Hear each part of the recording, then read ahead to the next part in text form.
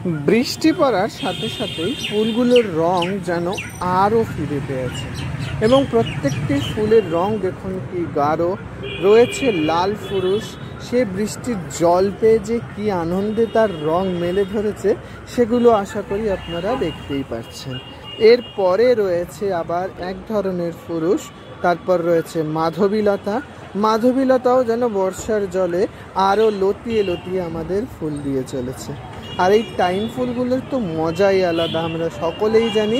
একটা সময় ফুটে এরা তারপরে আস্তে আস্তে নিভের দিকে চলে যায়। এরপর রয়েছে আমাদের নাক চাপা ফুল। নাক চাপা ফুল একবার কাটিং থেকে করে দেখতেই পারেন, অসংখ্য পরিমাণে ফুল দিয়ে থাকে এই নাক চাপা।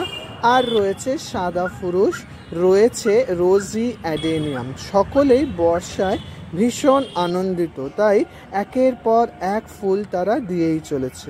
আপনিও বর্ষায় একটা জিনিস খেয়াল করবেন যে গাছের মিডিয়াতে যেন কোনোভাবেই জল জমে না থাকে। জল জমে থাকলেই সেখান থেকে গাছের রুটের ক্ষতি হতে পারে। আশা করি আপনাদের এই ছোট্ট ভিডিওটি ভালো লেগে থাকবে।